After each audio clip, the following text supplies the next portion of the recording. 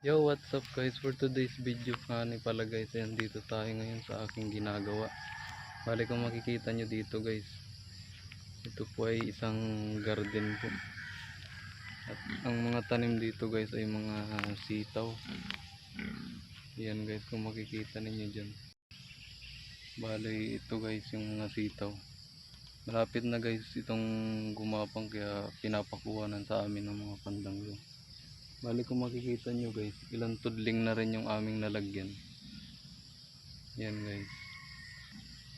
At bali mamaya po nga na makakuha pa ako ng kawayan dahil kulang po yung aming kawayan na nakuha na nakaraan. So ayan po, kung makikita nyo guys, ilang tudling pa yung wala naming danggaw. Kasi nga kulang yung aming kawayan. Bali mamaya guys ay manguha pa ako ng kawayan. Tabagan nyo yung next video guys sa pagkukuha ko ng kawayan.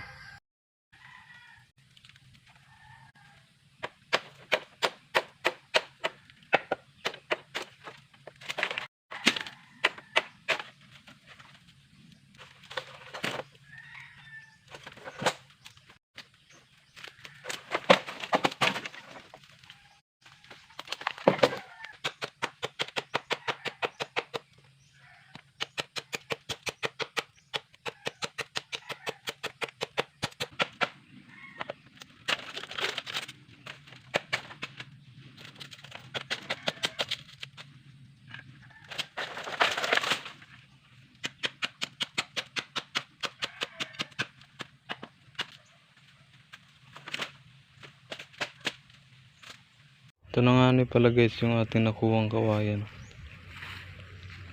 Bali ilang piraso lang din yan guys. Ang dami pang kailangan.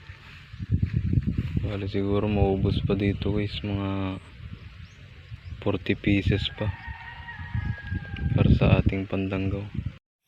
At pagtapos ko po nga na magputol guys ng kawayan, ay pinambungkal ko po yung mga ugat-ugat dito sa garden para po nga hindi na po tumubo yung mga kahoy na pinangtabas ko po nga ng pag inatabas lang ay nasuwi pa po yung mga sanga nya at napagapakalago-lago pa po nga naman, kaya ito'y pinatanggal sa akin ng may-ari. At hanggang dito na lang muna ang ating video guys for today, at huwag niyong kakalimutan mag-follow, like and share sa ating page.